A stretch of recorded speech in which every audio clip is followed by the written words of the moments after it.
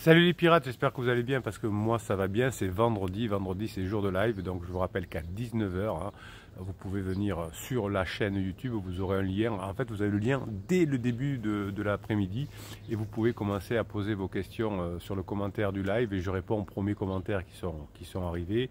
Puis je vous fais une partie de la formation sur la gentillesse, puisque c'est la formation de cette semaine que vous retrouvez en descriptif de cette vidéo en descriptif de cette vidéo, le catalogue des 120 formations. Bruno, on se calme. Et donc on va parler de la gentillesse ce soir. Cette formation qui vous plaît tant puisque effectivement quand votre conjoint est en crise, quand vous voulez sauver votre couple, au départ vous faites l'erreur de vouloir être gentil, d'être trop gentil. Et on va apprendre comment transformer la gentillesse en bienveillance. Puisque la gentillesse que vous pouvez avoir vis-à-vis de votre conjoint en crise peut être un agent stressant. Vous savez que vous récupérerez votre conjoint et vous aurez à nouveau une libido et de la sexualité avec votre conjoint en phase 4. Si, premièrement, vous n'êtes plus un agent stressant pour votre conjoint, premièrement, donc on sort du mode survie, on sort de la gentillesse. Et deuxièmement, si lorsque votre conjoint est avec vous, son stress diminue et n'augmente plus. Donc, premièrement, plus un agent stressant. L'agent stressant deviendra dans son état d'esprit, par exemple, le pansement, qui va le saouler ou qui va la saouler rapidement, au bout de quelques semaines, quelques mois, et vous allez petit à petit devenir un agent non stressant, mais aussi un agent relaxant. Et c'est pour ça que vous récupérez votre conjoint. Une fois que vous aurez compris ça, vous aurez compris les relations humaines. Si vous êtes stressant pour votre patron, vous ne serez pas augmenté. Si vous êtes relaxant pour votre patron, vous serez augmenté. Si vous êtes stressant pour un client, vous allez le perdre. Si vous êtes relaxant pour un client, vous allez le gagner pour longtemps. Vous voyez le système, comment ça fonctionne, c'est trop bon ça.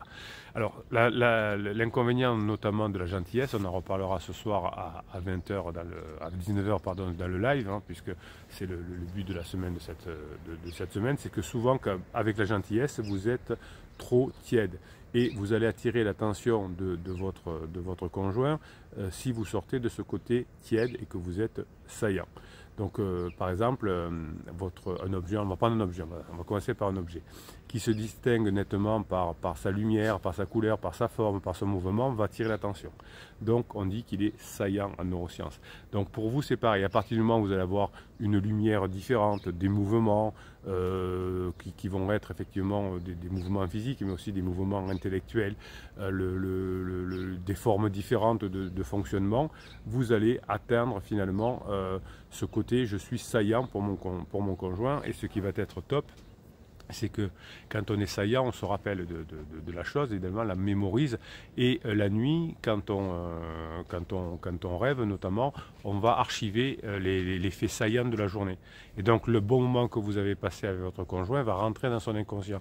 Et si par bonheur votre conjoint est réveillé au moment où il rêve de vous, de ce fait saillant à enregistrer, donc des fois vous savez le rêve il est bizarre, donc on se réveille et on se rappelle qu'on a vécu un moment agréable avec son conjoint. Eh bien, on va se rapprocher. C'est d'ailleurs comme ça souvent qu'on se met en relation avec un pansement, puisqu'on prend un pansement que l'on voit souvent, donc où il y a des chances d'avoir un fait saillant, ou quelqu'un qui revient du passé, qui va donner l'émotion, ou quelqu'un qui est dans un groupe d'amis où il y a des émotions, et ça se passe souvent comme ça. Quelqu'un dans un groupe d'amis, par exemple, on le voit souvent, donc il y a des faits saillants qui vont se faire, donc la nuit, la personne va rêver, et s'il se réveille au moment où il rêve de ce fait saillant, il va croire qu'il est tombé amoureux ou qu'elle est tombée amoureuse de cette personne. Idem pour le patron, évidemment, puisqu'avec le patron, on a beaucoup de faits saillants. Et donc, si on est réveillé dans la nuit au moment du rêve, on peut croire qu'on est amoureux de cette personne. Ça a dû vous le faire. On se réveille le matin avec cette impression d'être proche de quelqu'un. Alors, ça marche que si vous êtes réveillé, parce que le rêve, on s'en souvient que si on est réveillé juste après. Vous savez que les personnes qui se souviennent des rêves sont des personnes qui se réveillent souvent dans la nuit. Donc je suis en train de rêver, je me réveille et je mémorise, parce que si je ne me réveille pas, techniquement, je ne peux pas mémoriser. C'est ce que les neurosciences nous apprennent chaque jour. Donc on ne peut pas mémoriser. Donc le fait de rêver va être mémorisé si vous vous réveillez. Donc le fait de faire des faits saillants et de ne plus être gentil avec votre conjoint va vous permettre d'avoir une chance de rentrer plus fortement dans l'inconscient. Vous avez même une formation, c'est comment gérer l'inconscient de votre conjoint, elle est top. Il y a d'autres facteurs élaborés pour qu'on se souvienne de vous, outre le fait que vous êtes agréable, que vous bougez, etc. C'est l'émotion que vous allez susciter chez votre conjoint. Hein, lorsque, je sais pas, on peut se rappeler d'une balade dans des hautes herbes et tout d'un coup on voit un bout de bois, on croit que c'est un serpent, on va avoir peur et on va s'en souvenir parce que ça a suscité une émotion. Donc tous les mécanismes qui rendent saillants les stimuli émotionnels de votre conjoint en crise vont vous permettre de vous rapprocher. L'amygdale reconnaît rapidement le caractère agréable ou dangereux d'une personne et d'une situation. Si on prend l'exemple du bout de bois, hein, c'est le bout de bois ressemblant à un serpent égale dangereux, l'amygdale s'est mis tout de suite en activité et il y a eu une forte émotion dont on se souvient après. Donc là c'est la même chose avec votre conjoint. Vous allez induire chez votre conjoint des signaux d'alerte non pas dangereux comme vous l'avez fait quand vous étiez un bébé pirate et que vous avez commis des interdits, hein, vous étiez devenu un agent stressant. Aujourd'hui, vous allez être non plus un agent stressant, mais vous allez être un agent relaxant avec des comportements qui vont se propager, hein, des régions visuelles parce qu'on va voir que vous avez changé et qui vont aller finalement dans une activité d'analyse. Et plus l'émotion est importante, plus ça va faire marcher l'activité d'analyse. C'est toujours un peu le mode de survie, hein, comme le bout de bois et le serpent. Vous avez aussi d'autres éléments en plus de l'émotion qui sont importants à comprendre pour avoir un fait saillant. C'est quelque chose qui va contraindre l'orientation automatique de l'attention. On a l'habitude, dans la vie de tous les jours, d'apprécier ce dont nous avons une habitude. Donc quand on a une habitude, bien, on ne voit plus la chose. Le cerveau se met en mode automatique, comme on dit. Par exemple, les feux de signalisation au carrefour, hein, voilà. Bon, on fait attention, mais une fois que l'on sait comment ça fonctionne, on est beaucoup moins attentif. Donc finalement, votre cerveau et celui de votre conjoint a construit à chaque instant une carte saillante de l'environnement. Est-ce que vous êtes de bonne humeur? Est-ce que vous allez faire passer un bon moment à votre conjoint? Est-ce que vous allez faire un blâme? Est-ce que vous allez lui faire un reproche? Est-ce qu'il va se sentir culpabilisant, etc. Donc en permanence, vous pouvez changer les choses puisque la carte saillante de saillance, Bruno, on se calme, de votre conjoint va changer en permanence. Alors, il arrive à la maison, il a une carte de saillance environnemental down, c'est-à-dire qu'il s'est énervé, il voit que il est en mode panique, donc il va voir que les choses négatives. Donc tout ce que vous allez dire, tout ce que vous allez faire va être interprété comme négatif, puisqu'il cherche des choses négatives. Donc même le truc, le bonjour, peut être considéré comme un truc négatif. Ça va, oui, ça va, tu me contrôles, hein, bonjour, ça va, tu me contrôles, hein, qu'est-ce que vous voyez, parce qu'il a une carte saillance négative. Donc ça, c'est localisé dans plusieurs zones cérébrales qui sont localisées dans le pariétal, hein, dans le lobe pariétal, et aussi un peu dans le lobe frontal d'ailleurs, et bien sûr dans des régions sous-corticales, par exemple le collicus supérieur. Et chaque zone finalement est capable d'attribuer de l'espace avec une valeur d'intérêt, un peu comme les guides touristiques indiquent les sites à visiter en priorité. Donc là, la carte de saillance, c'est ça. Je suis énervé aujourd'hui, donc je vais demander à mon cerveau de ne voir que les choses négatives. Donc si votre conjoint arrive en down, eh bien, vous allez évidemment... votre conjoint ne va voir que ce que vous faites de mal. Et en revanche, effectivement, quand il va être bien, il ne va voir que des choses bien. Donc c'est là où il va falloir ne pas être gentil, effectivement, mais bastonner, être saillant, être rigoureux dans son humour, être rigoureux dans sa présence, etc. Donc la carte de saillance que vous avez, que votre conjoint, va être le début de la relation. Donc si c'est une carte saillante d'environnement très négative, eh bien votre conjoint ne va pas pouvoir voir que vous êtes quelqu'un de bien. Et pendant toute la crise, malheureusement, vous avez changé, vous avez fait les formations, vous les avez mis en place, vous avez changé, vos amis vous disent t'es au top, les personnes au bureau commencent à vous regarder avec envie, et le dernier ou la dernière qui voit, c'est votre conjoint, parce qu'il a une carte corticale d'attention, hein, de saillance si vous voulez, très négative. Donc il voit que le négatif chez vous. Au fur et à mesure que vous ne donnez plus de signes d'agressivité, de fuite, de silence radio, de trucs comme ça, parce que le silence radio est perçu évidemment comme pour votre conjoint comme quelque chose de négatif, puisque vous ne lui donnez plus d'attention. Eh bien, au fur et à mesure de la crise, la carte de saillance d'abord va se diminuer du côté négatif, et puis comme vous n'avez plus commis d'interdit, la carte de saillance qui reste négative va se projeter sur le pansement, hein, c'est-à-dire que c'est le pansement qui va devenir négatif. À partir du moment où vous ne commettez plus d'erreur, le pansement qui est boiteux évidemment, hein, puisque quelqu'un qui entame une relation alors que le partenaire avec qui il entame une relation n'a pas fini sa relation, n'a pas fait le deuil de sa relation, est encore marié, etc. Et quelqu'un qui forcément est boiteux et ne connaît pas forcément les relations humaines et les capacités humaines. Parce qu'on sait très bien, vous pirates, vous le savez maintenant, c'est que si vous faites dragouiller par un homme ou par une femme qui est encore en couple, qui n'a pas fait le deuil de la relation précédente, il ne faut pas y aller. Vous serez juste un pansement et vous allez, ça va finir très mal. Donc aujourd'hui, vous le savez vous, parce que vous avez fait des formations, parce que vous êtes aidé par les autres pirates, mais pansement ne peut pas le savoir. Donc la carte de saillance environnementale négative va, grâce à votre travail sur vous, se retourner vers pansement.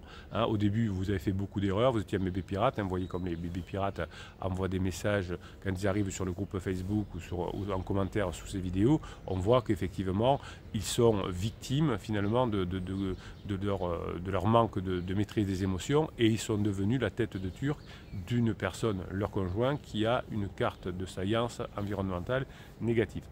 Donc à vous de faire tourner cette chose-là, mais vous ne pourrez pas la faire tourner si vous êtes dans la gentillesse, si vous êtes trop tiède. Il va falloir que vous mettiez du relief, il va falloir que vous mettiez des choses différentes. Donc finalement, vous allez devenir, comme pour le guide touristique, une priorité pour votre conjoint à visiter.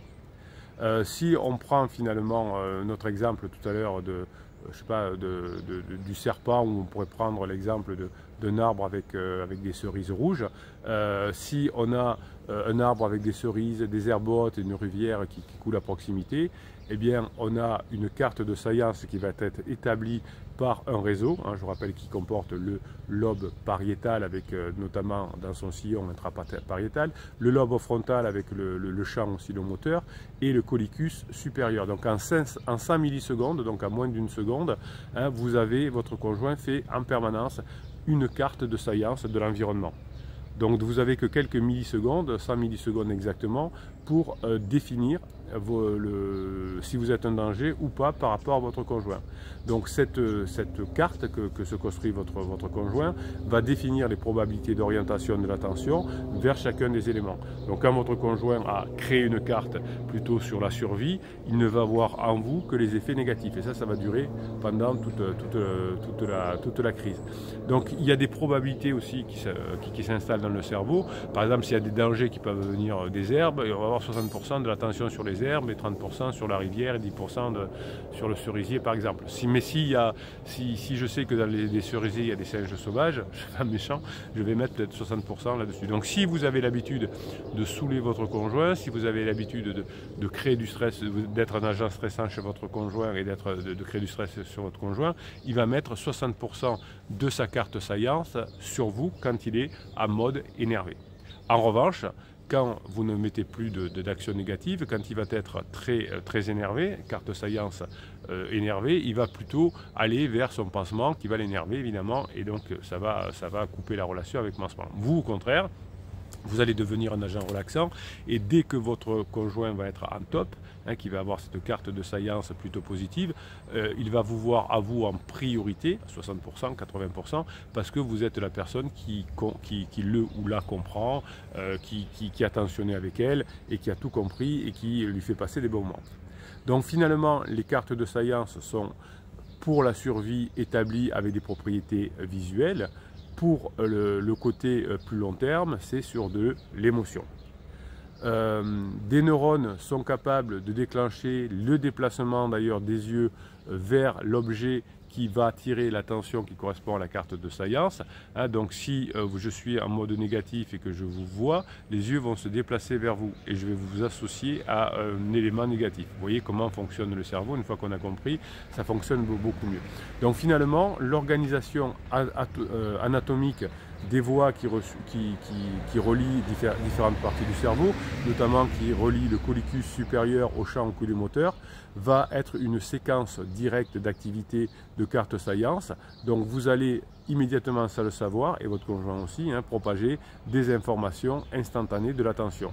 Donc l'attention est en permanence sous l'influence de l'environnement. Si vous changez l'environnement, si vous changez le contexte, vous allez pouvoir vous rapprocher de votre conjoint. Il y a une hiérarchie dans le cerveau. Je crée d'abord une carte de l'environnement et je cherche dans l'environnement ce qui correspond à la carte. Donc quand votre conjoint a déjà construit l'environnement, quand il arrive à la maison, quand vous téléphonez, etc., si l'environnement est propice, on continue. Si l'environnement, si cette carte de science et environnementale est déjà connue, enfin est positive, vous pouvez y aller.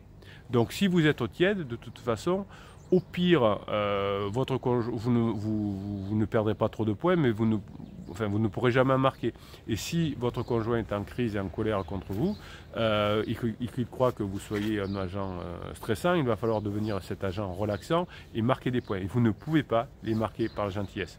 Vous pourrez les marquer par ce que j'explique dans la formation, qui est beaucoup plus fort, qui est beaucoup plus intéressant et qui va vous permettre de changer votre vie. On va se retrouver ce soir à 19 h sur notre chaîne YouTube, mais j'ai envie quand même d'aller chercher un commentaire au hasard. Tiens, on va prendre un commentaire sur YouTube et de voir ce qu'il y a dedans.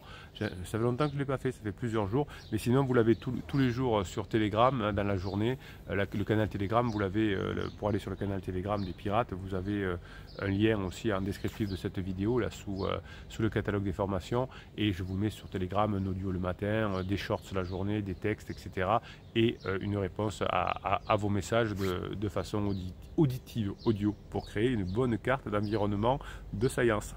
Allez, vous savez, comme d'habitude, je prends les dernières au moment où je tourne cette vidéo. Tony, donc vous l'avez sous une vidéo, ce commentaire. Bonjour aux pirates et à notre capitaine. Alors de mon côté, j'ai tenu 3 mois dans la phase d'alarme malgré de gros interdits au début et j'ai rectifié le tir grâce aux vidéos et à la formation dépendance affective. Elle sait maintenant qu'elle est en crise existentielle et elle travaille dur sur elle. Donc ça c'est déjà bien. Quand le conjoint a tendance à sait qu'il est en crise existentielle, déjà c'est un bon point. Mais pourtant j'ai craqué plusieurs fois depuis 2 semaines, même avec son travail sur elle, j'ai un manque de confiance en moi et j'ai du coup de gros contrôles et des gros coups contrôle et pression. Donc vous allez me faire la formation donc confiance en soi bien sûr et comment ne plus contrôler son conjoint mais se contrôler soi. Vous voyez que tous les pirates vous avez à peu près des besoins complémentaires. Vous avez 120 formations. Alors évidemment vous avez des coachs et formateurs qui ont 1 ou 2, 3 ou 4 formations à disposition. Vous en avez 120 pour chaque chose parce que chaque crise est différente évidemment, chaque réaction est différente et en coaching chaque coaching est différent. Souvent je vous dis bah tiens, ça je vais vous dire un truc que j'ai jamais dit en coaching et pourtant je fais des coachings depuis 1999, donc chaque fois c'est adapté. Donc j'ai craqué, j'ai un manque de confiance en moi alors que ça s'améliorait petit à petit, hésiter de plus en plus à partir, j'ai tout foiré. Oui, vous voyez que la plupart du temps, si on fait ce qu'il faut, il y a des chances que ça s'améliore. Maintenant, elle part dimanche dans son appartement à cause d'une pression énorme et on le dit aux enfants demain, évitez. Enfin oui, alors bon, au moment où vous regardez cette vidéo, vous l'aurez sûrement dit. Sinon, vous dites simplement, écoute, si tu veux qu'on parle aux enfants, moi je ne mentirai pas aux enfants, je dirai la vérité. Dans ce cas-là, maman veut partir, c'est son choix, c'est que son choix. Papa veut que la famille reste unie, papa va tout faire pour que la famille reste unie. Donc vous ne mentez pas aux enfants, parce que votre épouse va vouloir dire, ou votre époux, dans le cas, oui, on va dire qu'on ne s'aime plus, mais qu'on reste amis, et qu'on va tout faire pour les enfants, que ce n'est pas leur faute. Non, non, on va leur dire la réalité. Il y en a un ou une qui veut briser la famille, c'est pas, ou partir si vous voulez, et l'autre qui veut pas. Voilà, donc c'est clair, on n'a pas le droit de mentir aux enfants. Sinon, ça va pas arranger la situation. Alors, tout ça pour dire que Bruno a complètement raison. Bon, c'est pas nouveau. Merci. Lâcher prise et ne passer que des bons moments avec vos criseux, pas de contrôle, non d'une pipe. Je ne sais pas ce que ça veut dire, non d'une pipe.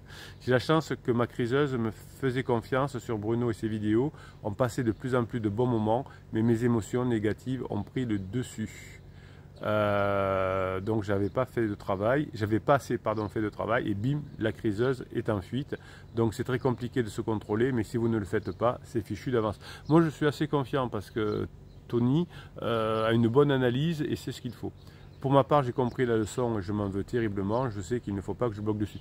Alors ça, je vous le dis parfois en coaching. Des fois, vous êtes très énervé. Vous dites, oui, il fait du mal aux enfants. Il fait du mal aux enfants. Et bien, je dis, vous devez être très vénère contre vous, de ne pas arriver à vous contrôler, de ne pas arriver à faire ce qu'il faut. Si vous pensez que vos enfants sont en danger, mettez-vous des coups de pied aux fesses. Vous êtes un roc et vous devez être, pendant la crise existentielle, le côté fort de la famille. Comme quand votre ado est en crise, vous êtes des parents forts, non pas blâmants, mais des parents qui permettent à l'ado de passer sa crise.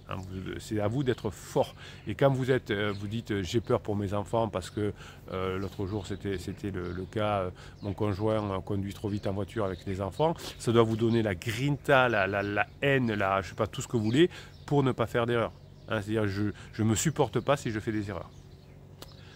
Nous restons très bons amis, c'est déjà une chance énorme, oui, c'est bien, vous pourrez plus tard, quand vous ne serez plus l'agent stresseur et que vous serez devenu l'agent relaxant, pouvoir penser à la libido. Je vais travailler encore et toujours, ça c'est bon ça, la formation de dépendance affective, donc mettez aussi le contrôle, celle sur le contrôle et celle sur la confiance en soi, et suivant mon avancée ou pas, un coup de fil à Bruno, oui vous pouvez faire des coachings si vous voulez, mais c'est surtout en travaillant les formations que vous allez changer votre état d'esprit. Le coaching ça va vous rassurer, ça va vous donner des pistes très précises par rapport à votre décision, mais c'est en bossant et en rebossant les formations, en les écoutant en boucle, que vous changerez de fonctionnement. C'est dur mais je ne vais rien lâcher. Mais en tout cas j'aime beaucoup ce message de Tony. Je trouve que c'est quelqu'un qui a compris qu'il avait commis des erreurs, qui sait ce qu'il y a à faire, qui a une criseuse qui a déjà compris aussi le fonctionnement de la crise, etc. Voilà. Tony sait qu'en mode survie on fait encore des erreurs, mais il va bosser sur lui. Vous pouvez faire aussi la formation qui est sortie la semaine dernière sur le mode survie. Passez la journée que vous méritez, on se retrouve à 19 h pour le live. Je vous kiffe mes pirates adorés.